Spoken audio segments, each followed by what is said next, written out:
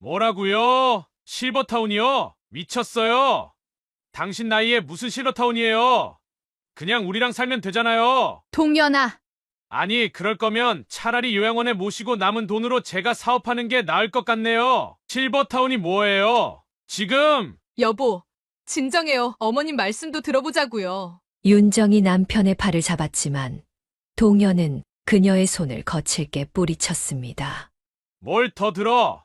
당신도 이럴 거면 그냥 어머님 요양원에 모시고 우리끼리 살자고. 동연아, 그게 무슨 말이야? 엄마, 내가 뭘 그렇게 잘못했어요?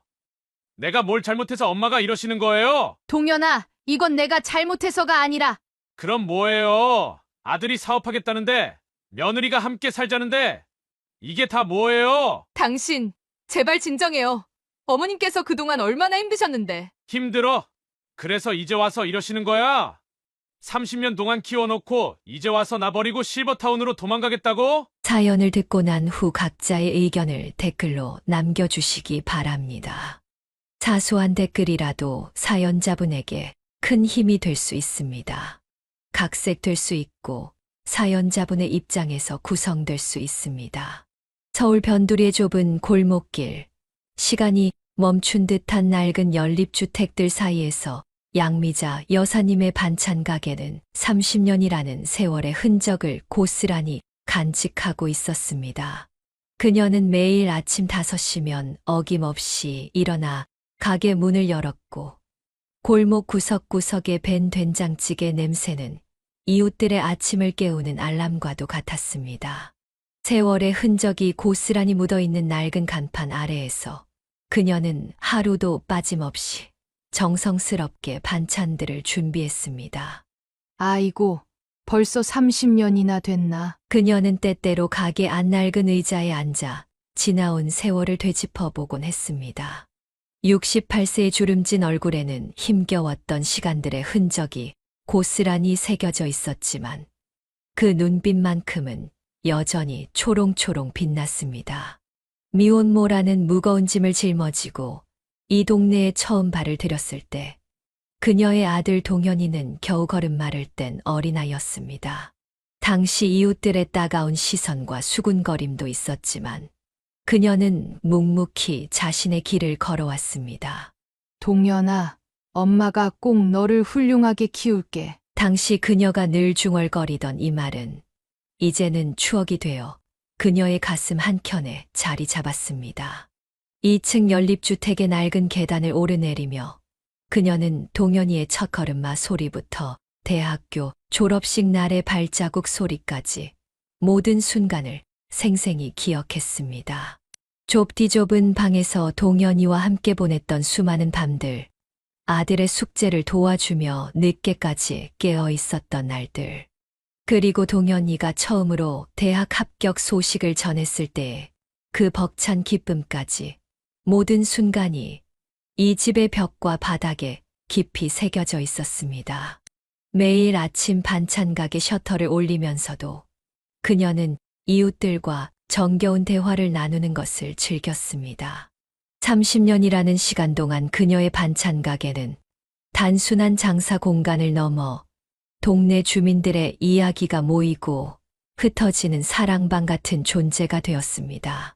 아침 일찍 출근하는 직장인들을 위해 일찍 문을 열었고 늦은 밤 귀가하는 이웃들을 위해 늦게까지 가게를 열어두었습니다.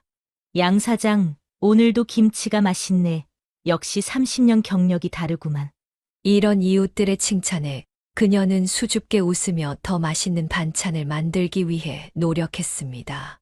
계절이 바뀔 때마다 제철 재료로 새로운 반찬을 개발하고 단골들의 입맛에 맞춰 간을 조절하는 것도 잊지 않았습니다. 특히 명절 때면 더욱 바빠져서 떡갈비와 잡채, 전 등을 미리 주문받아 준비했습니다. 낡은 동네였지만 그녀에게는 평생의 추억이 깃든 소중한 보금자리였습니다. 골목길 구석구석에 피어난 들꽃처럼 그녀의 반찬 가게도 이 낡은 동네에서 자신만의 방식으로 꽃을 피우고 있었습니다. 시간이 흘러도 변함없이 그 자리를 지키는 오래된 은행나무처럼 그녀의 가게도 동네의 한 부분으로 단단히 뿌리 내렸습니다. 매일 밤 가게 문을 닫으며 그녀는 내일도 이 자리에서 새로운 추억을 만들어갈 수 있음에 감사함을 느꼈습니다. 늦은 밤 2층 집으로 올라가는 계단을 오르며 그녀는 오늘도 무사히 하루를 마칠 수 있음에 감사했습니다. 낡은 형광등 불빛 아래에서도 그녀의 얼굴에는 따뜻한 미소가 번졌고 내일도 변함없이 이어질 일상을 기대하며 하루를 마무리했습니다. 홀로 키운 아들 동현이가 결혼한다고 했을 때 그녀의 마음은 기쁨과 서운함이 교차했습니다. 이제 막 30을 넘긴 동현이는 직장에 취직하여 안정된 직장을 다니고 있었고 3년간 만난 여자친구와 결혼을 결심했다고 했습니다. 엄마, 나 결혼하려고 해. 그래, 윤정이랑 걔가 참 착해 보이더라. 동현이가 처음 윤정이를 데리고 왔을 때 그녀는 윤정이의 단정한 모습과 공손한 태도가 마음에 들었습니다. 특히 반찬 가게에 들러 능숙하게 김치를 담그는 모습을 보며 며느리 삼고 싶다는 생각을 했었습니다. 어머니, 저희 5월에 결혼하려고 해요. 날짜는 어머니 편하신 날로 잡을게요. 윤정이의 다정한 목소리에 그녀는 눈시울이 붉어졌습니다. 아들의 결혼식 날, 그녀는 평생 처음으로 자신을 위해 값비싼 한복을 맞췄습니다. 하객들의 축하 인사를 받으며 그녀는 문득 동현이 아버지 생각이 났습니다. 홀로 아들을 키워낸 세월이 주마등처럼 스쳐 지나갔습니다. 동현아, 이제 너도 한 가정을 이루는 거야. 책임감 있게 살아야 해. 결혼식 날 그녀가 아들에게 남긴 말이었습니다. 신혼집은 직장 근처 아파트였고 두 사람은 그곳에서 새 출발을 시작했습니다. 동현이는 주말마다 어김없이 찾아와 그녀가 끓여주는 된장찌개를 먹었고 며느리 윤정이도 반찬을 싸 들고 가며 시어머니의 정성을 고맙다고 했습니다. 어머니, 저희 아이가 생겼어요. 결혼한 지 1년 만에 윤정이가 임신 소식을 전했을 때 그녀는 눈물이 날 것 같은 기쁨을 느꼈습니다. 이제 자신도 할머니가 된다고 생각하니 감회가 새로웠습니다. 임신한 며느리를 위해 매일 아침 영양식을 준비하고 친정엄마처럼 살뜰히 챙기는 것이 그녀의 새로운 일과가 되었습니다. 엄마, 이제 우리 아들도 아빠가 되는 거야. 출산을 앞두고 동현이가 걱정스러운 얼굴로 찾아왔을 때 그녀는 아들의 어깨를 토닥이며 웃어주었습니다. 30해 전 혼자서 아들을 키우겠다고 다짐했던 그 시절이 떠올랐습니다. 이제는 그 아들이 자신의 아이를 가지게 된다고 생각하니 세월의 흐름이 새삼 감격스러웠습니다. 그렇게 그녀의 일상은 며느리와 곧 태어날 손주를 챙기는 것으로 더욱 분주해졌습니다. 반찬 가게를 하면서도 틈틈이 아기 용품을 사 모으고 태교의 좋은 음식을 연구하는 등 예비 할머니로서의 설렘도 커져갔습니다. 그런 그녀의 평화로운 일상에 재개발이라는 예기치 못한 소식이 들려오게 되었습니다. 평화로웠던 동네의 일상은 어느 봄날 아침 예기치 못한 소식과 함께 흔들리기 시작했습니다. 골목길 여기저기서 재개발 이야기가 들려오기 시작했고 30년간 한자리를 지켜온 그녀의 마음도 덩달아 흔들렸습니다. 오래된 시장 골목의 끝자락에 위치한 그녀의 반찬 가게는 평소와 다른 분주한 발걸음으로 가득했습니다. 미자 씨 들었어요? 우리 동네가 재개발된대요. 15억씩 받을 수 있다네요. 옆집 최 씨 부인의 들뜬 목소리가 들려왔습니다. 그녀는 순간 귀를 의심했습니다. 30년 전 힘들게 장만한 이 집이 이제는 15억이라는 거금이 된다는 사실이 쉽게 실감나지 않았습니다. 반찬 가게를 찾는 손님들도 하나같이 재개발 이야기뿐이었고 평소 조용하던 골목길은 부동산 중개인들의 발걸음으로 부산스러웠습니다. 여사님, 이제 대박 나셨네요. 새 아파트로 가시겠어요? 손님들의 축하 인사가 이어졌지만 그녀의 표정은 복잡했습니다. 이곳은 단순히 집이 아닌 그녀의 전부였기 때문입니다. 30년간 반찬을 만들고 이웃들과 정을 나누던 소중한 추억이 깃든 곳이었습니다. 깨진 타일 하나, 녹슨 수도꼭지 하나에도 그녀의 삶이 고스란히 배어 있었습니다. 재개발 소식이 퍼지면서 동네의 분위기도 달라지기 시작했습니다. 평소에는 정답게 지내던 이웃들 사이에서도 미묘한 긴장감이 감돌았고 보상금 이야기가 나올 때마다 사람들의 눈빛이 달라졌습니다. 30년 동안 한 번도 들어보지 못했던 시세니 평당 가격이니 하는 말들이 일상이 되어버렸습니다. 위자 시내는 위치가 좋으니까 프리미엄도 더 받을 수 있을 거야. 우리 집은 일조권 침해 때문에 감정가가 좀 낮게 나올까 걱정이야. 이런 이야기들이 오가는 와중에도 그녀는 묵묵히 반찬 가게를 열었습니다. 하지만 이제는 장사를 하면서도 자꾸 딴 생각이 났습니다. 15억이라는 큰 돈으로 무엇을 해야 할지, 새로운 동네에서 다시 가게를 열어야 할지, 아니면 이참에 은퇴를 해야 할지 생각이 꼬리에 꼬리를 물었습니다. 매일 아침 시장에서 장을 보고 반찬을 만들고 손님들을 맞이하는 일상적인 움직임 속에서도 그녀의 마음은 복잡했습니다. 15억이라는 큰 돈을 받게 된다는 기쁨보다는 30년간 꾸려온 생활터전을 떠나야 한다는 현실이 그녀를 무겁게 누르고 있었습니다. 아직은 실감이 안 나네. 그녀는 매일 저녁 가게 문을 닫으며 한숨을 내쉬었습니다. 2층 집으로 올라가는 낡은 계단을 밟을 때마다 이제 얼마 남지 않은 이곳에서의 시간들이 더욱 소중하게 느껴졌습니다. 달빛이 스며드는 창가에 앉아 그녀는 앞으로 다가올 새로운 변화를 어떻게 받아들여야 할지 고민했습니다. 밤이면 동네는 더욱 조용해졌습니다. 재개발 이야기로 시끌벅적한 낮과는 달리 밤이 되면 여전히 그녀가 알던 예전 모습 그대로였습니다. 골목 어귀의 가로등 불빛, 늦게 귀가하는 회사원의 발걸음 소리, 간간이 들리는 고양이 울음소리까지 모든 것이 너무나 익숙했습니다.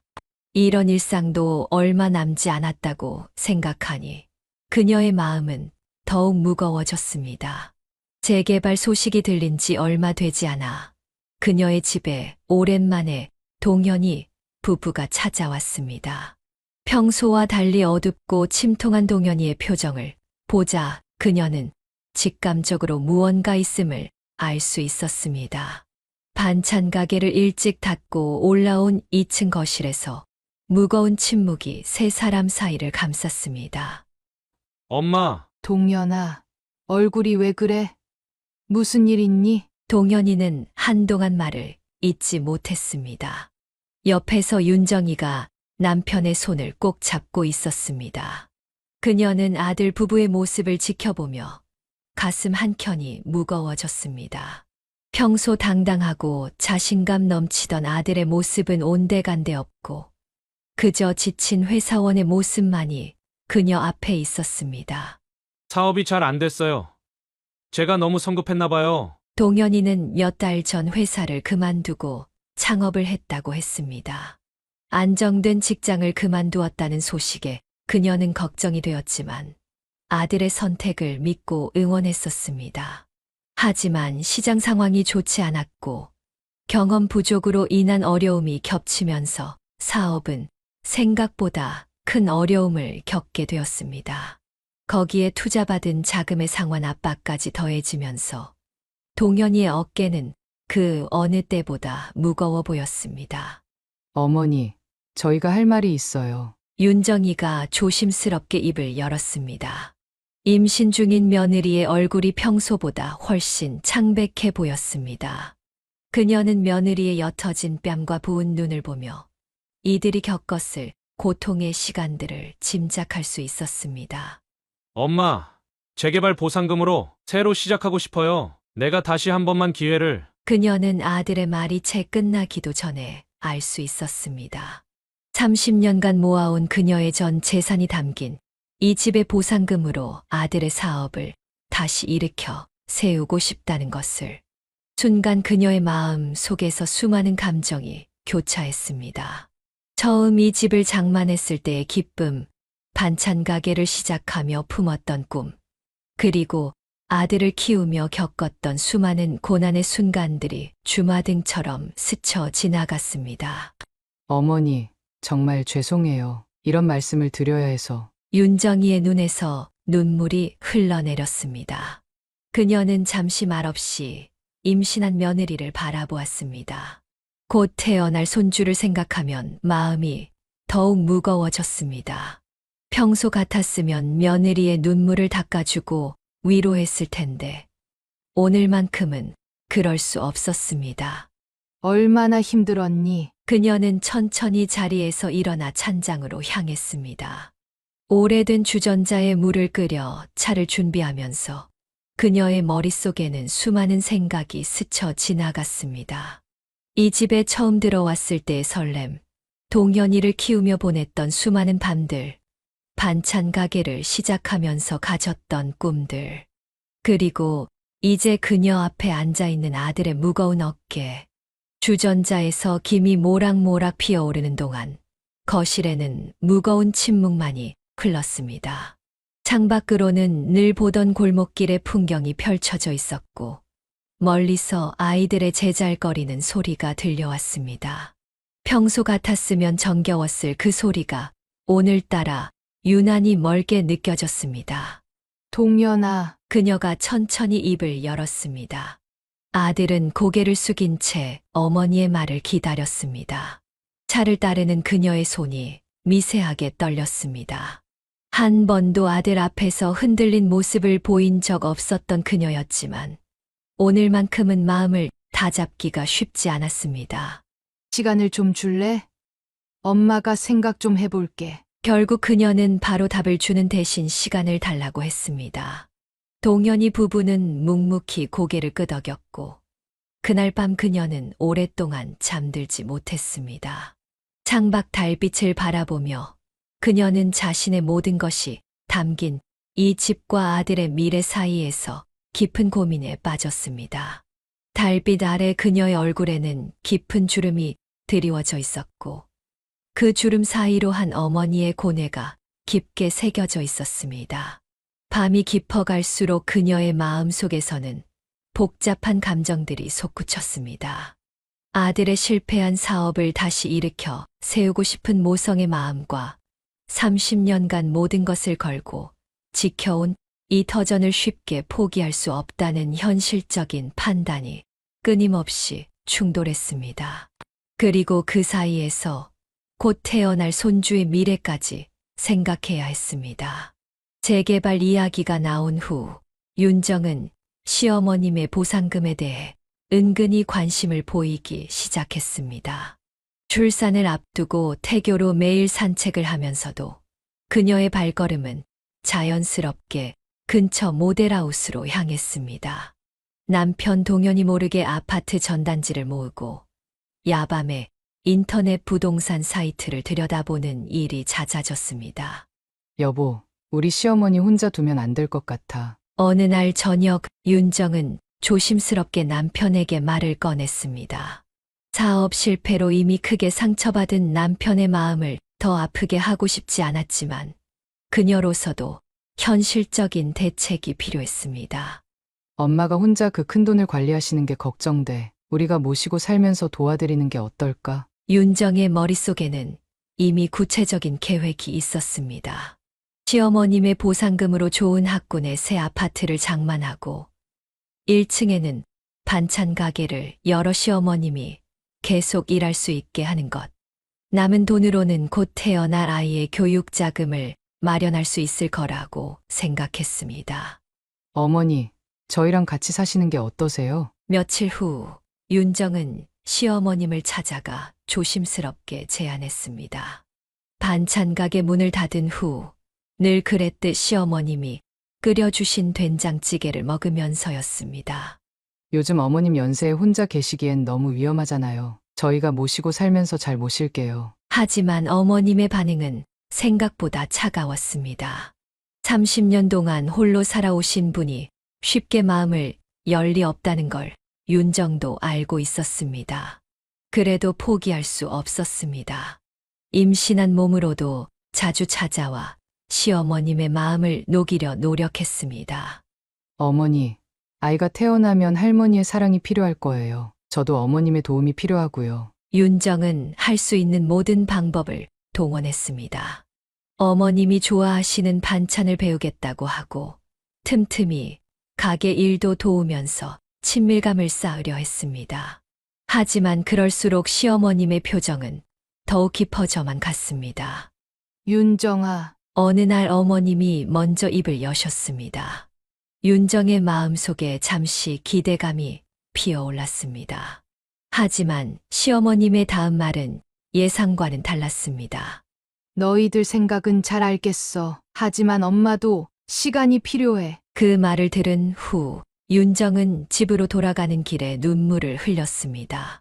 시어머님의 보상금으로 새로운 시작을 꿈꾸었던 자신의 모습이 부끄러워졌습니다. 남편의 사업 실패 이후 너무 다급한 마음에 시어머님의 마음은 전혀 헤아리지 못했던 것 같았습니다. 그날 밤 윤정은 오랜만에 자신의 일기장을 펼쳤습니다. 결혼 전부터 써오던 일기장에는 시어머님에 대한 첫인상부터 결혼 후의 소소한 일상까지 기록되어 있었습니다. 그리고 이제 그녀는 새로운 페이지에 자신의 솔직한 마음을 적어 내려갔습니다. 어쩌면 나는 너무 이기적이었는지도 모른다. 시어머님의 30년 세월을 단순히 돈으로만 바라본 것은 아니었을까. 윤정은 그제야 시어머님의 입장을 진심으로 이해하려 노력했습니다. 30년간 홀로 지켜온 보금자리, 그곳에 담긴 추억과 정, 그리고 독립적인 삶에 대한 자부심까지. 이 모든 것을 한순간에 포기하라고 요구한 자신의 모습이 부끄러워졌습니다. 여보, 나 너무 성급했나 봐. 잠들어 있는 남편에게 작게 속삭이며 윤정은 앞으로는 시어머님의 마음을 더 깊이 이해하려 노력하기로 다짐했습니다. 보상금이나 새집보다는 먼저 시어머님의 행복을 진심으로 생각해야겠다고 마음먹었습니다. 이른 아침 그녀는 평소보다 일찍 잠에서 깼습니다. 아직 어둑한 새벽빛 속에서 집안 곳곳을 천천히 둘러보았습니다. 30년이란 세월이 고스란히 담긴 이 공간을 이제는 떠나야 한다고 생각하니 발걸음 하나하나가 무거웠습니다. 여기서 동현이가 처음 걸음마를 했었지. 거실의 낡은 마루를 쓸어보며 그녀는 중얼거렸습니다. 아들이 처음 걸음마를 뗐던 그날 남편은 얼마나 좋아했었는지. 하지만 그것이 남편과 함께한 마지막 추억이 될 줄은 몰랐습니다. 그 후 얼마 되지 않아 남편은 그녀 곁을 떠났고 그녀는 홀로 아들을 키워내야 했습니다.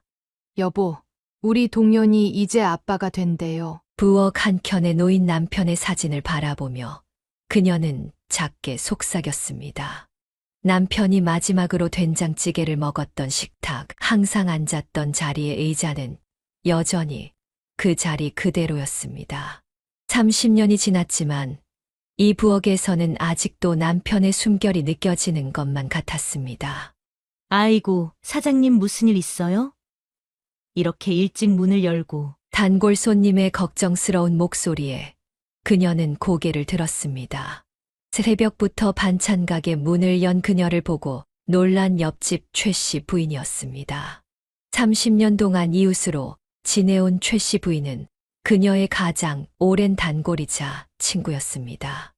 아니에요. 그냥 가게를 좀 일찍 열어봤어요. 말은 그렇게 했지만 사실 그녀는 이 공간과 조금이라도 더 오래 있고 싶었습니다. 낡은 진열대, 오래된 냉장고, 수없이 반찬을 만들었던 조리대. 이 모든 것들이 이제는 너무나 소중하게 느껴졌습니다. 사장님 떠나면 이제 누구한테 반찬을 사 먹나. 최 씨 부인의 말에 그녀는 대답하지 못했습니다. 매일 아침 일찍 와서 반찬을 사가는 직장인들, 점심때면 어김없이 들르는 동네 노인들, 저녁 무렵이면 찾아오는 주부들.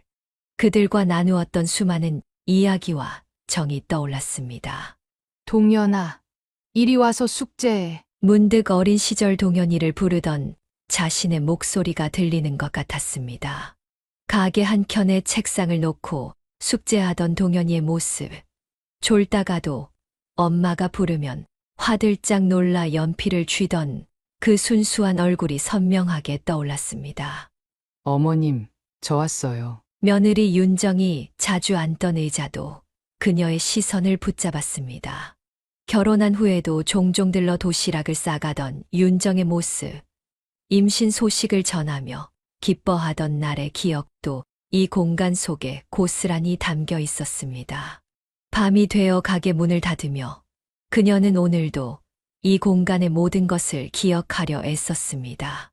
계단을 올라 2층으로 향하는 길, 삐걱거리는 나무 계단 소리마저 이제는 정겨운 음악처럼 들렸습니다. 내일도, 모레도 이렇게 하루하루 기억해둬야지. 그녀는 매일 밤 창가에 앉아 동네를 바라보았습니다. 어둠 속에서 반짝이는 가로등 불빛, 늦게 귀가하는 사람들의 발자국 소리, 멀리서 들려오는 기차 소리까지. 이 모든 것들이 그녀의 삶의 일부였습니다. 시간이 흐를수록 그녀는 더욱 이 집에 대한 애착을 느꼈습니다. 벽지가 낡은 것도, 장판이 들뜬 것도, 세월의 흔적이 고스란히 담긴 모든 것들이 그녀에게는 소중한 추억이었습니다. 재개발이라는 현실 앞에서 그녀는 이 추억들을 어떻게 안고 가야 할지 고민했습니다. 이제 얼마 남지 않았구나. 달빛이 스며드는 창가에서 그녀는 조용히 눈물을 훔쳤습니다. 아들의 부탁, 며느리의 기대, 그리고 자신의 지난 세월 사이에서 그녀의 마음은 여전히 흔들리고 있었습니다. 이웃들과 마지막 이야기를 나누던 어느 오후, 가게를 찾은 최 씨 부인이 평소와는 다른 진지한 표정으로 그녀를 바라보았습니다. 30년을 함께 살아온 이웃이기에 그녀의 고민을 누구보다 잘 알고 있었습니다. 미자 씨, 할 말이 있어서 왔어요. 무슨 일이세요? 그 보상금, 아들한테 주면 안 돼요. 최 씨 부인의 갑작스러운 말에 그녀는 손을 멈추었습니다. 김치를 담그던 그녀의 눈가에 잠시 당혹감이 스쳐 지나갔습니다. 내가 사람 얘기하는 거 별로 안 좋아하는 거 알지만 이건 꼭 해야 할 것 같아서 우리 아들도 사업한다고 했다가 망했어요. 그때 우리 집 전세금을 다 줬는데. 최 씨 부인의 말에 이어 다른 이웃들도 하나둘 자신의 경험을 들려주기 시작했습니다. 퇴직금을 자녀의 사업에 투자했다가 모두 잃은 박 씨 아저씨, 딸의 사업 빚을 떠안게 된 이 씨 할머니. 그들의 이야기는 하나같이 가슴 아픈 것들이었습니다. 난 미자 씨가 30년 동안 얼마나 고생했는지 잘 알아요. 그 돈은 미자 씨가 직접 관리해야 해요. 맞아요. 자식 욕심에 눈이 멀면 안 돼요. 우리가 이러는 것도 다 미자 씨 걱정되어서 그래요. 이웃들의 진심 어린 조언에 그녀는 말없이 고개를 숙였습니다. 곧 재개발로 뿔뿔이 흩어질 이웃들이지만 마지막까지도 서로를 걱정하는 마음만은 변함이 없었습니다. 나도 우리 집 팔고 요양원 들어가려고요. 평소 과묵하던 옆 가게 김씨 할머니가 조용히 말을 건넸습니다. 자식들에게 의지하지 않고 스스로의 삶을 선택하는 모습에서 그녀는 묘한 위로를 받았습니다. 미자야, 우리가 몇 년을 이웃으로 살았나 이제 얼마 안 남았지만 마지막으로 진심을 전하고 싶었어. 오랫동안 이웃이었던 정씨 아주머니의 말에는 세월의 무게가 담겨 있었습니다. 재개발로 인해 곧 헤어져야 할 이웃들이지만 서로에 대한 걱정과 애정만큼은 여전했습니다. 나는 미자 씨가 자식 때문에 고생하는 거 보고 싶지 않아. 그동안 홀로 아들 키우느라 얼마나 힘들었어. 골목 어귀에서 채소 가게를 하던 이 씨 아주머니의 말에는 30년 세월이 고스란히 담겨 있었습니다. 그녀의 힘겨웠던 시간들을 곁에서 지켜봐 온 이웃들은 마지막까지도 그녀의 앞날을 걱정했습니다. 미자 씨, 우리 이제 얼마 안 남았잖아요. 마지막으로 한마디 하는 거니까 서운해하지 말아요. 이웃들의 따뜻한 조언은 밤늦게까지 이어졌습니다. 어둠이 내리고 가게 문을 닫을 시간이 되어서야 그들은 아쉬운 발걸음을 돌렸습니다. 떠나는 이웃들을 바라보며 그녀는 문득 이런 정다운 이웃들과의 만남이 얼마 남지 않았다는 사실에 가슴이 먹먹해졌습니다. 그날 밤 그녀는 오랫동안 잠을 이루지 못했습니다. 창밖으로 들려오는 늦은 귀가자들의 발걸음 소리를 들으며 이웃들의 조언을 하나하나 되새겨 보았습니다. 그들의 말처럼 보상금은 단순한 돈이 아닌 그녀의 30년 세월이 고스란히 담긴 것이었습니다. 또 사업 얘기야? 당신 이번에도 그렇게 해서 다 날리게? 윤정의 날카로운 목소리가 거실을 가득 채웠습니다. 어머님 댁을 다녀온 후 동현과 윤정 사이의 언쟁은 더욱 잦아졌습니다. 그때하고는 달라. 이번에는 확실한 아이템이 있다고 엄마가 도와주시면. 도와주신다고 했어? 어머님이? 말도 안 하셨는데 벌써 다 써서? 윤정은 남편의 말을 자르며 버럭 소리를 질렀습니다. 임신한 몸이었지만 더 이상 참을 수 없었습니다. 당신은 왜 자꾸 내 사업을 무시하는 거야? 이번에는 진짜 성공할 수 있다고. 성공? 지난번에도 그렇게 말했잖아. 그래서 어떻게 됐는데? 빚더미에 앉아서 결국 어머님 찾아가서. 동현의 얼굴이 순간 굳어졌습니다. 아내의 말이 가슴을 파고들었습니다. 윤정도 자신의 말이 너무 과했다는 걸 알았지만 이미 늦었습니다. 나는 그저 어머님 보상금으로 우리 아이 좋은 환경에서 키우고 싶은 것뿐이야. 당신도 알잖아. 아이한테 좋은 환경을 주는 게 얼마나 중요한지. 그래서 뭐? 엄마 돈으로 집 사고 아이 키우자고? 그게 당신의 효도야? 효도? 당신이나 똑바로 해. 어머님 돈으로 사업하는 건 효도야? 부부의 언쟁은 점점 더 격해졌습니다. 서로가 서로를 이해할 수 없는 지경에 이르렀습니다. 여보, 제발 이번만은 현실적으로 생각해봐. 당신 사업 실패하면 우리 아이는? 윤정아, 내가 이번엔 꼭 성공할 수 있어. 믿어줘. 믿어달라고? 당신이 어머님한테 얘기는 해봤어? 아니면 그냥 우리끼리 이러고 있는 거 아니야? 순간 동현의 입이 다물어졌습니다. 아직 어머니께 구체적인 말씀을 드리지 못했다는 사실이 떠올랐습니다. 그럴 줄 알았어. 이게 당신 방식이지. 먼저 계획부터 세우고 나중에 어머님한테. 그럼 당신도 어머님 몰래집 알아보고 다니면서. 윤정의 얼굴이 붉어졌습니다. 남편의 말이 사실이었기 때문입니다. 나는 그래도 어머님과 함께 살. 됐어. 더 이상 말하지 마. 나가서 바람 좀 쐬고 올게. 동현은 현관문을 쾅 닫고 나가버렸습니다. 윤정은 그대로 소파에 주저앉아 울음을 터뜨렸습니다. 아직 태어나지도 않은 아이를 위해서라도 이 상황을 어떻게든 해결해야 했습니다. 이들의 다툼 소리는 종종 양미자 여사의 귀에까지 들려왔습니다. 아들 내외가 찾아올 때마다 그녀는 그들의 표정 속에서 긴장감을 읽을 수 있었습니다. 아직 아무 말씀도 드리지 않았는데 벌써부터 보상금을 두고 이렇게 다투는 모습을 보며 그녀의 마음은 더욱 무거워졌습니다. 내가 이러려고 그 돈을 받는 건가? 창밖을 바라보며 그녀는 깊은 한숨을 내쉬었습니다. 자신의 보상금을 놓고 벌어지는 가족들의 다툼을 보며 그녀는 더욱 큰 고민에 빠져들었습니다. 깊어가는 밤, 그녀는 여전히 잠을 이루지 못했습니다. 창밖으로 보이는 달빛이 방 안을 희미하게 비추는 가운데 그녀의 마음속에서는 수많은 생각들이 뒤엉켰습니다. 우리 동현이가 또 실패하면 어쩌지? 한숨과 함께 작은 중얼거림이 새어나왔습니다. 처음 사업 실패 소식을 들었을 때 아들의 모습이 눈앞에 아른거렸습니다. 늘 당당하고 자신감 넘치던 아들의 얼굴에 드리워진 절망감을 보며 어머니로서 그녀의 마음도 무너져 내렸었습니다. 사업은 다시 일어설 수 있는 기회가 있어야 하는 건데. 그녀는 천천히 서랍을 열어 오래된 통장을 꺼냈습니다. 30년간 모은 얼마 안 되는 저축과 곧 받게 될 보상금 관련 서류들이 담겨 있었습니다.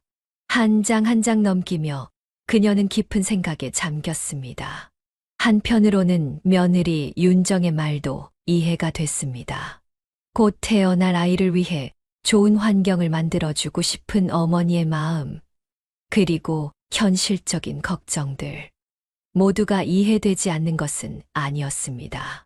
나도 늙어가는데. 거울에 비친 자신의 모습을 바라보았습니다. 어느새 깊어진 주름과 휘어진 머리카락이 세월의 흐름을 말해주고 있었습니다. 앞으로 10년, 20년, 그녀도 누군가의 도움이 필요한 나이가 될 것이었습니다. 15억이면 적지 않은 돈인데. 보상금 전액을 아들의 사업에 투자한다면 그녀의 노후는 어떻게 될지 막막했습니다.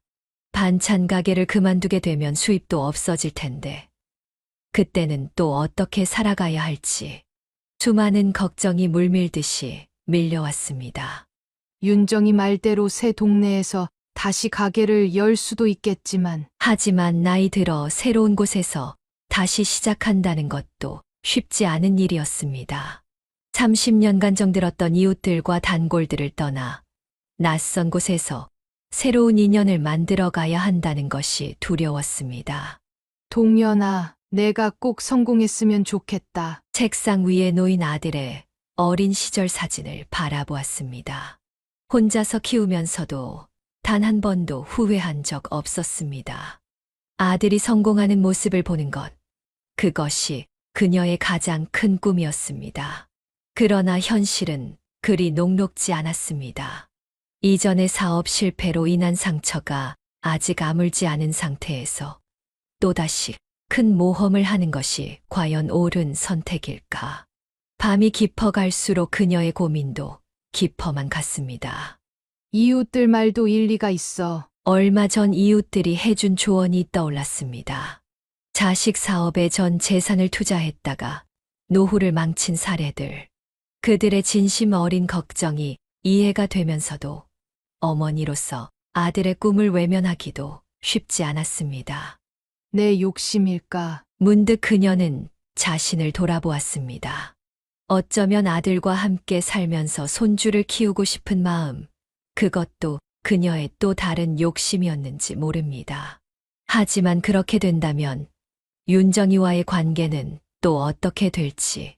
시간이 답을 줄까? 창밖의 달빛은 여전히 그녀의 방을 비추고 있었습니다. 쉽게 답을 찾을 수 없는 고민 속에서 그녀는 깊은 한숨을 내쉬었습니다. 보상금을 둘러싼 가족들의 갈등, 자신의 노후, 그리고 아들의 미래. 이 모든 것들을 어떻게 풀어가야 할지 그녀의 고민은 계속되었습니다. 고민으로 잠 못 이루던 어느 날, 그녀는 반찬 가게에서 우연히 한 손님의 이야기를 듣게 되었습니다.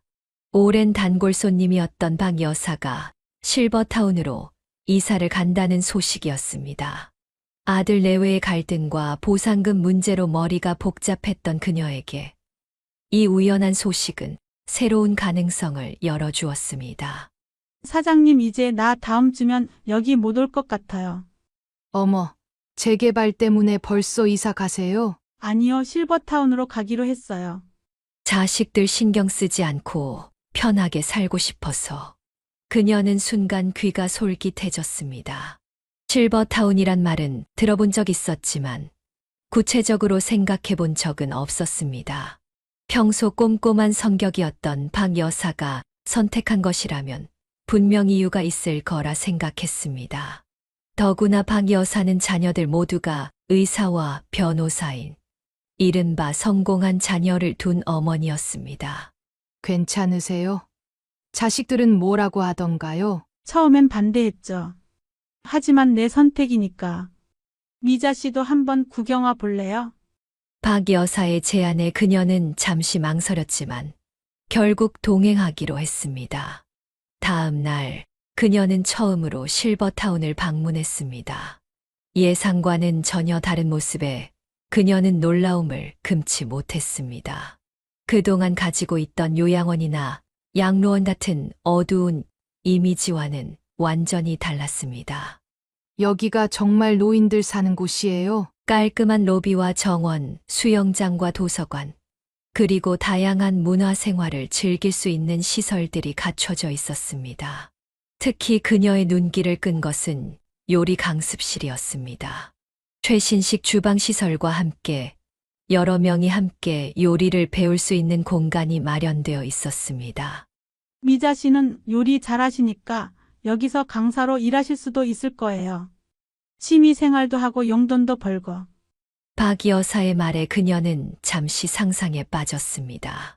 30년간 해온 반찬 장사를 완전히 그만두는 것은 아쉽지만 이렇게 취미처럼 요리를 가르치는 것도 나쉽지 않을 것 같았습니다. 무엇보다 자신의 경험과 실력을 다른 사람들과 나눌 수 있다는 점이 매력적으로 다가왔습니다. 보시는 것처럼 의료시설도 잘 되어 있고 무엇보다 같은 또래분들과 어울려 지내실 수 있어요. 안내를 맡은 직원의 설명을 들으며 그녀는 점점 더 이곳에 관심을 갖게 되었습니다. 특히 입주민들이 함께 텃밭을 가꾸는 모습을 보며 오랫동안 꿈꿔왔던 전원 생활에 대한 동경도 떠올랐습니다. 젊은 시절부터 막연히 꿈꿔왔던 노후의 모습이 바로 이런 것이 아니었을까 하는 생각이 들었습니다. 입주금이 얼마나 되나요? 보통 5억에서 7억 정도인데 남은 돈으로는 편안한 노후를 보내실 수 있어요. 그녀는 머릿속으로 빠르게 계산해 보았습니다. 15억의 보상금 중 일부로 실버타운에 입주하고 남은 돈으로는 여유 있는 생활을 할 수 있을 것 같았습니다. 무엇보다 자식들에게 부담을 주지 않고 독립적인 생활을 할 수 있다는 점이 마음에 들었습니다. 아들의 사업 자금도 며느리가 바라는 새집 마련도 아닌 온전히 자신을 위한 선택을 할 수 있다는 사실이 그녀의 마음을 가볍게 했습니다.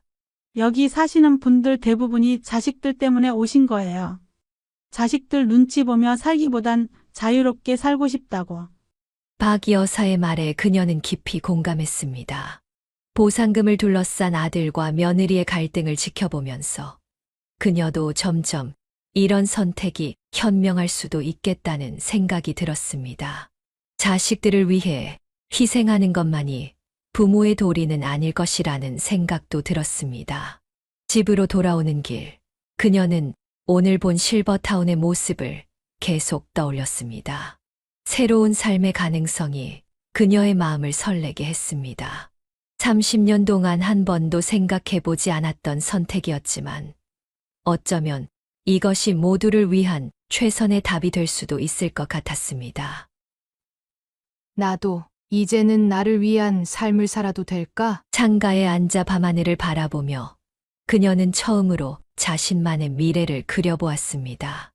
더 이상 누군가의 어머니나 시어머니가 아닌 한 사람의 양미자로서 살아가는 모습을. 그리고 그 생각만으로도 그녀의 마음은 어느새 가벼워지고 있었습니다. 30년 만에 처음으로 그녀는 온전히 자신만을 위한 선택을 하고 싶어졌습니다. 그 소식은 아들 동현이에게도 전달되었습니다. 뭐라고요? 실버타운이요? 동현의 날카로운 목소리가 거실을 가득 채웠습니다. 실버타운 입주 계획을 전하는 어머니의 말이 채 끝나기도 전에 그는 자리에서 벌떡 일어났습니다. 미쳤어요. 당신 나이에 무슨 실버타운이에요?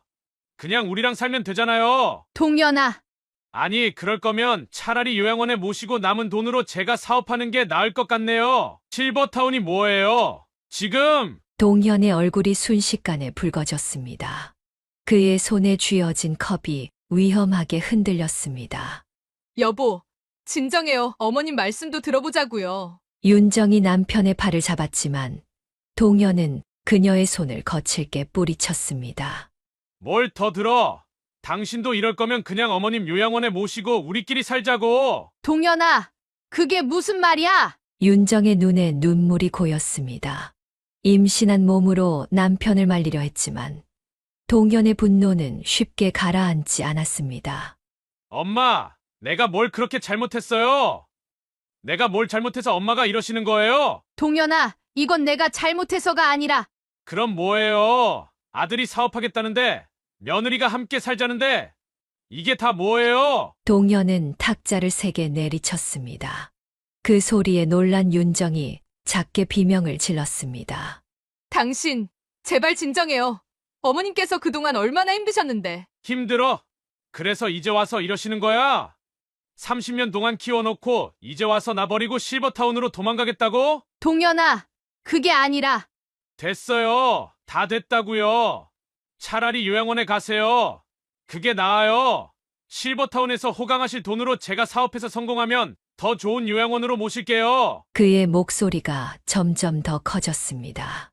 평소에 이성적이고 차분한 아들의 모습은 온데간데 없었습니다. 여보, 제발 당신 지금 어머님 앞에서 하는 말이 너무 심하잖아. 윤정이 울면서 말렸지만 동현의 분노는 이미 걷잡을 수 없는 상태였습니다. 심하다고? 지금 엄마가 더 심한 거 아니야? 15억을 혼자 다 쓰겠다는 게 말이 돼? 동현아, 그건 엄마 돈이잖아. 엄마 돈이요? 그래요. 엄마 돈이니까 맘대로 하세요. 근데 그럴 거면 앞으로 절 아들이라고 부르지도 마세요. 동현은 현관문을 3개 닫고 나가버렸습니다. 그 소리가 온 집안을 울렸습니다. 뒤에 남은 윤정은 어쩔 줄 몰라 하며 시어머니를 바라보았습니다. 어머님 죄송해요. 동현이가 지금 너무 힘들어서. 그녀는 말끝을 흐렸습니다.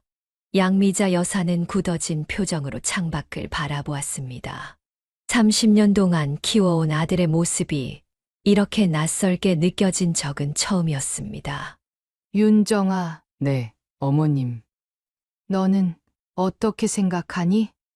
저는 어머님 결정을 존중해요. 동현이도 시간이 지나면 이해할 거예요. 하지만 윤정의 목소리에도 확신이 없었습니다. 시어머님의 선택이 이해는 되었지만 한편으로는 남편의 분노도 이해가 되었기 때문입니다. 그날 밤 양미자 여사는 또다시 잠 못 이루는 밤을 보냈습니다. 아들의 분노에 찬 목소리가 계속해서 귓가에 맴돌았습니다. 자신의 선택이 과연 옳은 것인지 다시 한번 깊은 고민에 빠졌습니다. 며칠 동안 집에 들어오지 않던 동현이 술에 취해 돌아온 늦은 밤, 윤정은 조심스레 남편에게 말을 건넸습니다. 거실 소파에 무겁게 몸을 던진 동현의 모습에서 지난 며칠간의 고통이 느껴졌습니다. 여보, 이제 그만 화 풀어. 어머님도 많이 힘드실 거야. 너까지 진짜 너 지금 누구 편을 드는 거야? 동현의 목소리에는 여전히 분노가 가시지 않았습니다. 윤정은 남편 곁에 조심스레 앉았습니다. 편을 드는 게 아니라 어머님 입장도 한번 생각해 보자고. 우리가 너무 이기적이었던 건 아닐까? 이기적이라고? 내가 뭘 잘못했는데? 사업 한번 실패했다고 이제 아들도 아닌 거야? 동현이 자리에서 벌떡 일어났습니다. 윤정은 임신한 배를 감싸 안으며 남편을 올려다보았습니다. 그게 아니라 어머님도 당신만큼이나 고민이 많으실 거야. 30년 동안 홀로 당신을 키우시면서. 그래서 이제 와서 나를 버리겠다는 거잖아. 실버타운이 뭐야?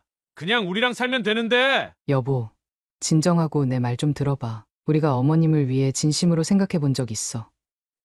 당신은 사업 자금이 필요하다고 하고 나는 새 집 마련하자고 하고 우리 둘 다 어머님의 마음은 전혀 생각 안 했잖아. 윤정의 말에 동현은 잠시 말을 멈추었습니다. 하지만 곧 다시 화를 내기 시작했습니다. 그래도 실버타운은 아니잖아. 엄마가 우리를 버리는 거나 다름없다고. 버리는 게 아니야. 어머님도 당신 나이에 꿈이 있으셨을 거야. 우리는 그걸 한 번도 물어보지 않았어. 꿈? 뭔 꿈? 나 키우는 게 꿈이라고 늘 그러셨잖아. 그건 당신이 어렸을 때고 이제는 어머님도 당신만의 삶을 살고 싶으신 거야. 동현은 소파에 털썩 주저앉았습니다. 그의 눈가에 이슬이 맺혔습니다. 난 그냥 엄마랑 같이 살고 싶었어. 이제 와서 이러시면 난 뭐가 되는 거야? 윤정은 남편의 어깨를 감싸 안았습니다. 강한 척하던 남편의 어깨가 흔들리고 있었습니다.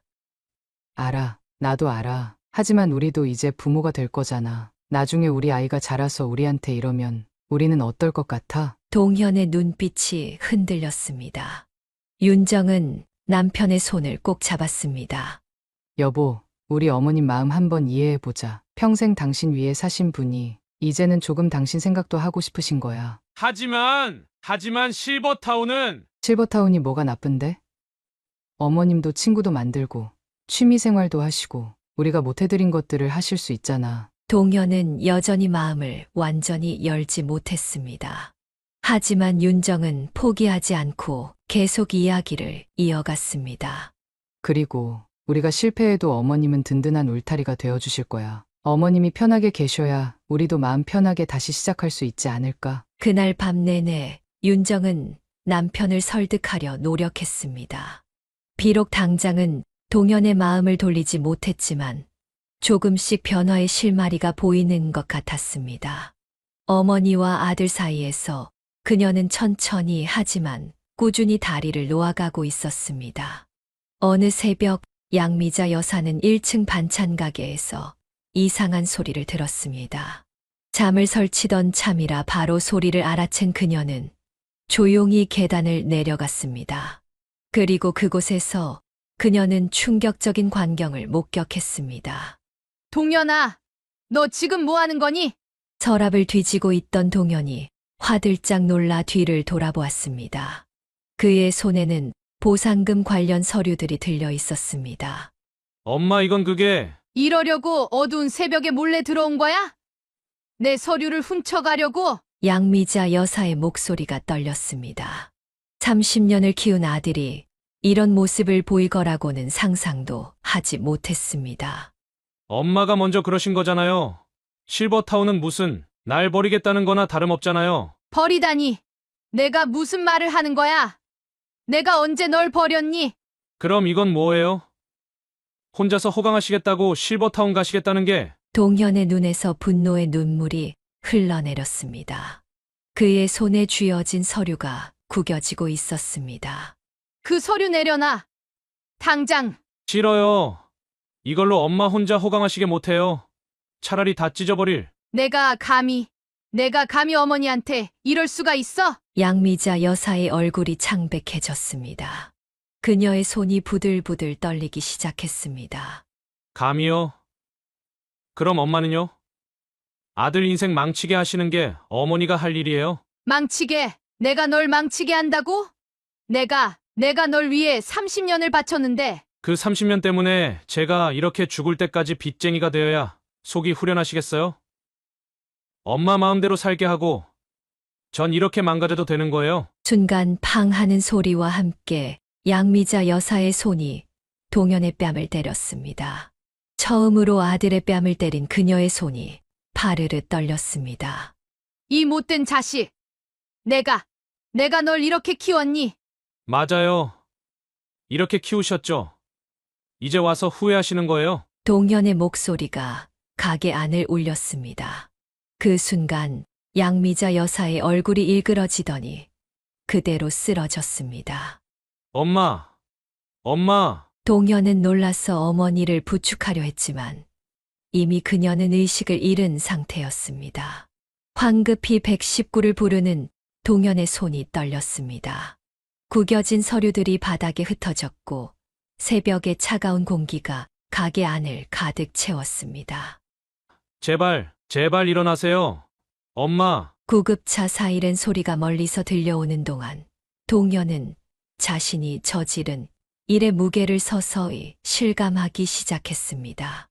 의식을 잃은 어머니의 창백한 얼굴을 보며 그는 뒤늦은 후회의 눈물을 흘렸습니다. 그리고 그 순간 계단을 급히 내려오는 윤정의 발소리가 들렸습니다. 여보, 어머님, 이게 무슨 일이에요? 윤정의 놀란 목소리가 새벽 공기를 가르며 울렸습니다. 가게 바닥에 흩어진 서류들, 의식을 잃은 시어머니, 그리고 넋이 나간 채 서 있는 남편. 그녀는 한순간에 모든 것을 직감적으로 알아차렸습니다. 당신 설마 병원 복도에서 동현은 벽을 세게 쳤습니다. 아내 윤정이 말리려 했지만 그의 분노는 이미 극에 달해 있었습니다. 다 계획이었어. 처음부터 다 계획이었다고. 여보, 제발 진정해. 여기가 병원이야. 진정하라고? 엄마가 우리 다 버리려고 했다고. 이게 진정이 돼? 동현의 목소리가 복도에 울려 퍼졌습니다. 몇몇 간호사들이 놀란 눈으로 이들을 바라보았습니다. 버리다니, 그게 무슨 말이야? 어머님은 그저 됐어. 내가 다 봤어. 실버타운 계약서, 보험 서류, 심지어 유언장까지 써놓으셨더라고. 우리한테는 한 푼도 안 주시려고. 여보, 뭐, 내가 틀린 말했어. 평생을 바쳐서 키워놨더니 이제 와서 혼자 편하게 살겠다고? 이게 말이 돼? 그때 병실에서 나온 의사가 이들에게 다가왔습니다. 환자분이 안정이 필요한 상태인데 이렇게 소란스러우시면 안정이요? 우리 엄마 참 연기 잘하시죠? 아들 죽이려고 작정하시고는 이제 와서 아프신 척. 동현 씨, 제발. 윤정이 울면서 남편의 팔을 잡았지만 동현은 더욱 큰 소리로 외쳤습니다. 다 꾀병이야. 나 내쫓으려고 일부러 쓰러지신 거라고. 어차피 실버타운 가실 거면서 왜 이런 연극을 하시는 건데? 그때 병실 문이 열렸습니다. 산소 호흡기를 끼고 휠체어에 앉아 나오신 어머니의 모습에 복도는 순간 조용해졌습니다. 동현아, 왜요? 또 저 때문에 쓰러지실 거예요? 이번엔 진짜 돌아가시게요? 그래야 마음 편하시겠죠? 여보, 그만해. 윤정이 절규하듯 소리쳤지만 동현의 입에서는 더욱 독한 말들이 쏟아져 나왔습니다. 차라리 엄마도 아버지처럼 처음부터 날 버리지 그랬어요? 이렇게 자식 가슴에 칼을 꽂을 바에는. 그 순간 양미자 여사의 얼굴이 하얗게 질렸고 산소 호흡기가 크게 흔들렸습니다. 간호사들이 황급히 달려왔고 응급 상황을 알리는 경보음이 울렸습니다. 긴 커튼이 드리워진 병실에서 윤정은 시어머니의 얼굴을 바라보았습니다. 산소 호흡기를 끼고 누워 계신 시어머님의 모습은 평소 그토록 강인하게만 보였던 모습과는 너무나 달랐습니다. 어머님 이제 좀 어떠세요? 불현듯 시어머니의 눈가가 젖어들었습니다. 말없이 고개를 돌리시는 모습에 윤정의 마음도 무너져 내렸습니다. 죄송해요. 정말 죄송해요. 윤정은 시어머니의 마른 손을 잡았습니다. 30년간 반찬을 만들며 굳은 살이 박힌 그 손에는 링거 주사가 꽂혀 있었습니다. 의사는 과도한 스트레스로 인한 심장 발작이라고 했습니다. 내가 아들을 잘못 키웠나 보다. 시어머니의 떨리는 목소리가 병실을 채웠습니다. 윤정은 그제야 깨달았습니다. 이 상황이 얼마나 시어머님의 마음을 아프게 했을지를. 아니에요, 어머님. 저희가 너무 이기적이었어요. 복도 밖에서는 동현이 서성이고 있었습니다. 어머니께 차마 얼굴을 들지 못하고 병실 앞을 서성이기만 하는 남편의 모습이 안타까웠습니다. 윤정아. 네, 어머님. 나는 그저 마지막으로 한번 내 삶을 살아보고 싶었던 건데. 시어머니의 말씀에 윤정의 눈에서 눈물이 흘러내렸습니다. 그동안 그들은 보상금이라는 돈에만 집착한 채 정작 가장 소중한 것을 잊고 있었습니다.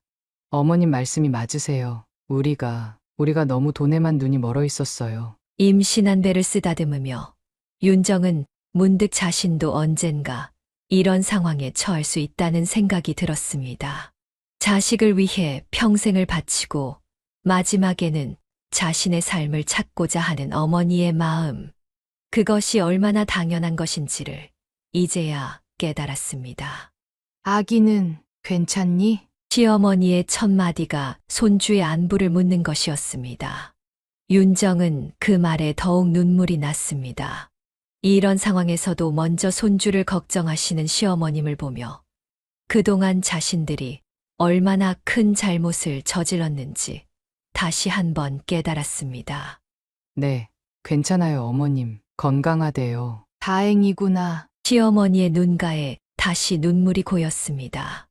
윤정은 조심스레 시어머니의 어깨를 감쌌습니다.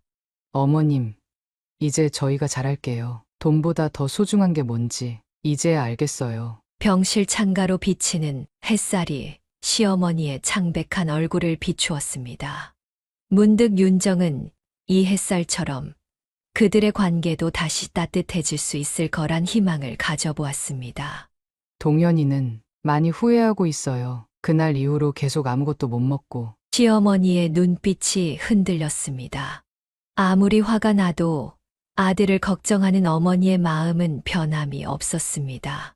들어오라고 해라. 떨리는 목소리로 시어머니가 말씀하셨습니다. 윤정이 문을 열자 복도에서 서성이던 동현이 고개를 들었습니다. 그의 눈가는 며칠 동안 울어서 퉁퉁 부어 있었습니다. 이제야 윤정은 진정으로 이해했습니다. 보상금이나 실버타운, 그 어떤 것도 이 순간 병실에 흐르는 가족의 정과는 비교할 수 없다는 것을, 그리고 앞으로 태어날 아이에게도 이런 소중한 가치를 꼭 물려주고 싶다고 생각했습니다. 어느 날 밤, 동현은 우연히 어머니의 낡은 일기장을 발견했습니다. 병원에서 퇴원하시고 집을 정리하던 중 서랍 깊숙이 있던 것이었습니다. 첫 장을 펼치자 30년 전 자신이 초등학교에 입학하던 날의 기록이 나왔습니다. 동현이가 오늘 처음 학교에 갔다. 새 책가방이 너무 커서 힘들어 보였지만 그래도 씩씩하게 학교 가는 모습을 보니 가슴이 뭉클했다. 나 혼자서도 잘 키울 수 있을까 불안하지만 우리 동현이를 위해 더 열심히 살아야지. 동현의 손이 떨렸습니다. 페이지를 넘길수록 자신의 성장 과정이 고스란히 담겨 있었습니다. 오늘도 반찬 가게에서 동현이가 숙제를 했다. 가게 일하면서 도와주지도 못하는데 혼자서도 잘해내는 모습이 대견하다. 아버지가 보시면 얼마나 자랑스러워 하셨을까. 동현이가 대학에 합격했다. 밤늦게까지 공부하는 아들 방을 지날 때마다 간식이라도 챙겨주고 싶었지만 방해될까봐 문 앞에서 망설였던 게 몇 번이었던가. 오늘은 실컷 울었다. 기쁨의 눈물이었다. 마지막 페이지에는 최근의 기록이 있었습니다. 동현이의 사업이 실패했다고 한다. 내 새끼가 얼마나 상처받았을까. 모아둔 돈이라도 주고 싶지만 그러면 또 실패했을 때 더 큰 좌절을 겪을까봐 두렵다. 어미로서 차마 그런 모습을 볼 자신이 없구나. 동현의 눈에서 눈물이 흘러내렸습니다. 윤정이 조용히 다가와 남편의 어깨를 감쌌습니다. 엄마 난 이런 것도 모르고. 다음 날 아침 동현은 어머니의 병실을 찾았습니다. 이전과는 다른 깊은 뉘우침이 담긴 눈빛이었습니다. 엄마, 죄송합니다. 양미자 여사는 아들을 바라보았습니다. 며칠 사이 수척해진 아들의 모습에 가슴이 아팠습니다. 제가 너무 이기적이었어요. 엄마의 삶도, 엄마의 꿈도 생각하지 못하고 전 그저 돈만 보고. 동현의 목소리가 흔들렸습니다. 뒤에서 지켜보던 윤정의 눈에도 눈물이 고였습니다. 이제 엄마 하고 싶은 대로 하세요. 실버타운도 좋고 엄마가 행복하다면 그게 뭐든 저희가 지지할게요. 동현아. 제가 너무 상처를 많이 드렸죠. 용서해주세요, 엄마. 양미자 여사는 천천히 손을 뻗어 아들의 머리를 쓰다듬었습니다. 마치 어렸을 때처럼 그렇게 오랫동안 아들을 안아주었습니다. 엄마도 미안해. 너한테 먼저 상의했어야 했는데. 아니에요. 엄마 인생인데 제가 뭘 상관하겠어요. 이제부터는 제가 효도하는 아들이 될게요. 윤정도 앞으로 나와 시어머니의 손을 잡았습니다. 어머님, 저희가 많이 부족했어요. 이제부터 새롭게 시작해요. 어머님이 편하신 대로, 행복하신 대로. 세 사람의 눈에서 눈물이 흘렀습니다. 그것은 더 이상 아픔의 눈물이 아닌 새로운 시작을 향한 희망의 눈물이었습니다. 병실 창가로 비치는 따스한 햇살처럼 그들의 관계도 다시 한번 새롭게 피어나고 있었습니다. 퇴원 후 어느 날 양미자 여사는 아들 내외를 불렀습니다. 한동안의 갈등을 겪은 후 그녀는 많은 생각을 했습니다. 실버타운에 대한 로망도 있었지만 가족과의 관계가 더 소중하다는 것을 깨달았습니다. 동현아, 윤정아, 엄마가 할 말이 있어. 식탁에 마주 앉은 세 사람의 표정이 진지했습니다. 윤정은 무거운 배를 감싸 안은 채 시어머니의 말씀을 기다렸습니다. 엄마가 다시 한번 생각해봤어. 우리 이렇게 해보면 어떨까? 그녀는 천천히 준비해온 종이를 펼쳤습니다. 그곳에는 꼼꼼하게 계획이 적혀 있었습니다. 15억 중에서 5억으로 근처에 작은 집을 하나 마련하고 5억은 동현이 사업 자금으로 쓰고 나머지는 우리 곧 태어날 손주랑 앞으로 태어날 손주들 교육비로 따로 적금을 들어놓으면 어떨까? 엄마, 난 굳이 큰 집이 필요하지 않아. 그리고 실버타운도 좀 더 생각해보니까 아직은 이르더라. 당분간은 내 손으로 반찬도 더 만들고 싶고. 윤정의 눈시울이 붉어졌습니다. 시어머니의 제안에는 모두를 위한 배려가 깃들어 있었습니다. 어머님, 저희는 윤정아, 이제 곧 애기도 태어날 텐데 엄마가 가까이서 도와줄 수 있잖아. 실버타운 가면 그게 좀 걱정되더라고. 동현은 말없이 어머니의 손을 꼭 잡았습니다. 그의 눈에도 눈물이 고였습니다. 엄마가 새로 구상한 사업 계획도 한번 들어봐. 나랑 윤정이가 함께 하는 거야. 네? 요즘 젊은 엄마들이 이유식을 많이 찾더라고. 우리가 그동안 해온 반찬 가게 경험을 살려서 이유식이랑 반찬을 같이 하는 가게를 해보면 어떨까? 윤정의 눈이 반짝였습니다. 시어머니의 요리 실력과 경험, 거기에 젊은 감각을 더하면 충분히 승산이 있어 보였습니다. 어머님, 그거 정말 좋은 생각이에요. 제가 마케팅 쪽을 도와드릴 수 있을 것 같아요. 동현이는 경영 관리를, 윤정이는 마케팅을, 엄마는 요리를, 우리 셋이서 함께 해보는 거야. 양미자 여사의 눈빛이 따뜻하게 빛났습니다. 이것이야말로 그녀가 꿈꾸던 진정한 가족의 모습이었습니다. 돈을 위해 싸우는 것이 아닌 함께 새로운 꿈을 만들어가는 모습.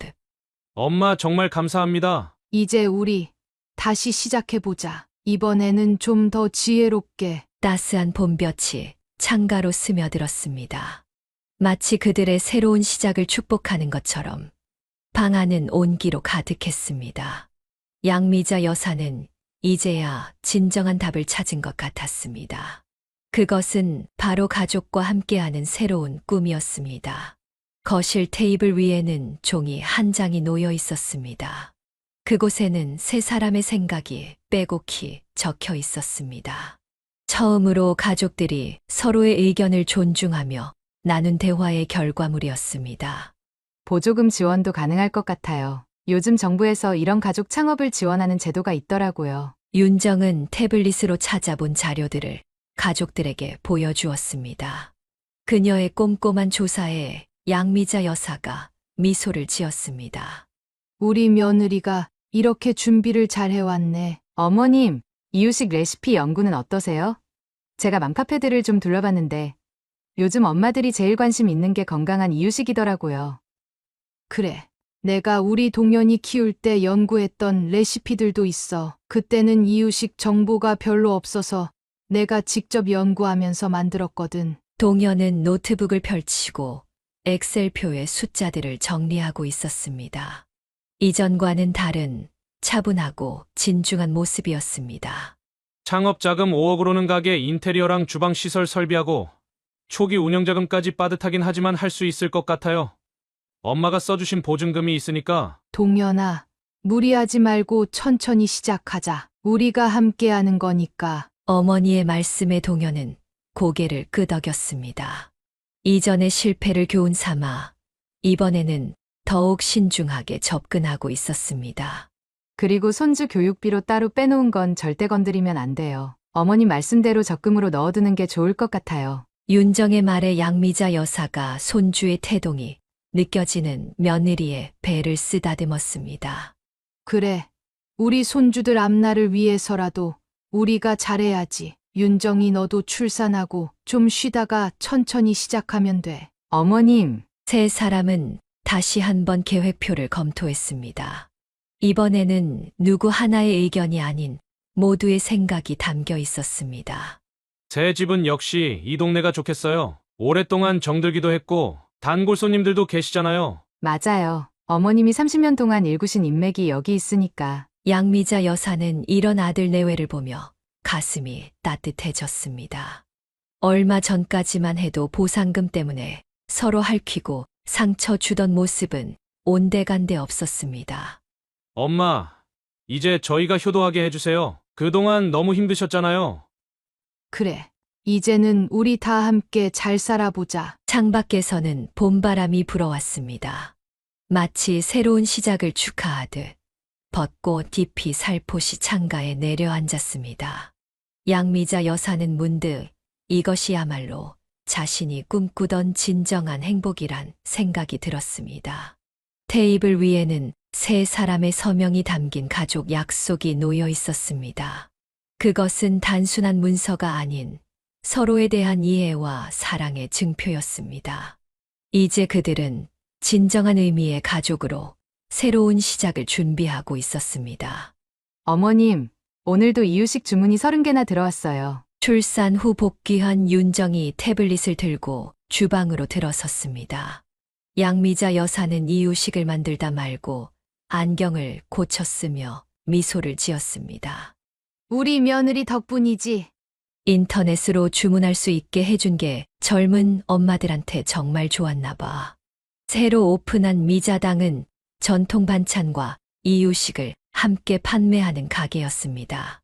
30년 경력의 손맛에 현대적인 감각을 더하니 입소문이 빠르게 퍼졌습니다. 어머님 이유식이 너무 좋다고 후기가 또 올라왔어요. 이런 거 보세요. 윤정이 보여주는 후기에는 친정엄마가 해주신 것 같은 맛, 아기가 너무 잘 먹어요 같은 댓글들이 가득했습니다. 동현아, 재료 주문 좀 더 늘려야겠다. 주방 한켠에서 장부를 정리하던 동현이 고개를 끄덕였습니다. 그의 표정에는 이전의 불안감 대신 자신감이 가득했습니다.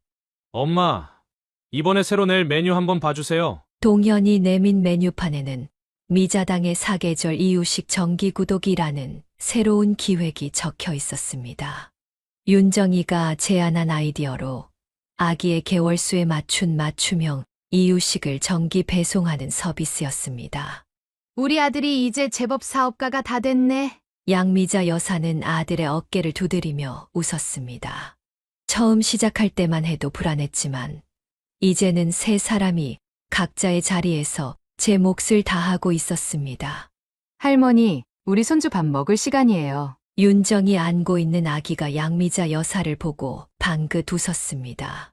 할머니가 만든 이유식을 먹을 시간이었습니다. 그래, 우리 손주 이리 와봐. 할머니가 오늘은 특별한 이유식을 만들어 놨지.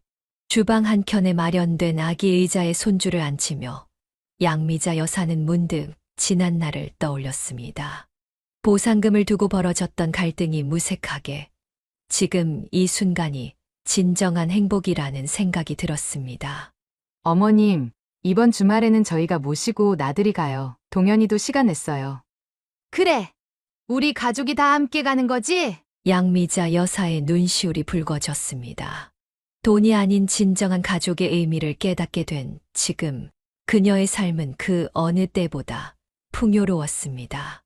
가게 밖으로는 단골 손님들의 발걸음이 이어졌고 온라인으로는 새로운 주문이 쏟아졌습니다. 미자당은 이제 단순한 가게가 아닌 가족의 꿈이 실현되는 공간이 되었습니다. 그리고 그 중심에는 늘 양미자 여사의 따뜻한 손맛과 가족애가 있었습니다. 어느 봄날 오후 양미자 여사는 미자당의 창가에 앉아 커피를 마시고 있었습니다. 봄바람이 불어오는 창밖으로는 30년 전 처음 이 동네에 왔을 때와 같은 풍경이 펼쳐져 있었습니다. 어머님, 이제 곧 가게 문 여실 시간이에요. 윤정의 다정한 목소리에 그녀는 미소를 지었습니다. 주방에서는 동현이 새로운 메뉴를 연구하느라 바빴고 직원들은 오늘의 준비를 하고 있었습니다. 그래. 일어서며 그녀는 문득 생각했습니다. 재개발로 시작된 갈등이 오히려 그들 가족에게 새로운 시작을 가져다 주었다고. 보상금을 둘러싼 다툼은 이제 먼 과거의 일이 되었고 그 자리에는 더 단단해진 가족의 정이 자리 잡았습니다. 할머니 안아줘요. 손주가 토실토시한 팔을 벌리고 달려왔습니다. 그녀는 손주를 안아들며 생각했습니다. 행복은 결국 돈이 아닌 이렇게 일상의 작은 순간들 속에 있다는 것을, 그리고 그 소중한 진실을 깨닫게 해준 것이 바로 그들이 겪었던 시련이었다는 것을. 자, 이제 시작해볼까? 미자당의 문을 열며 그녀는 새로운 하루를 맞이했습니다. 30년 전 반찬 가게를 처음 열었을 때의 설렘이 이제는 온 가족의 꿈이 되어 다시 시작되고 있었습니다. 사연을 듣고 댓글을 남겨주시기 바랍니다. 사소한 의견일지라도 사연자분에게는 큰 힘이 됩니다. 노골적인 악성 댓글은 사연자분에게 상처가 될 수 있으니 삼가주시기 바랍니다.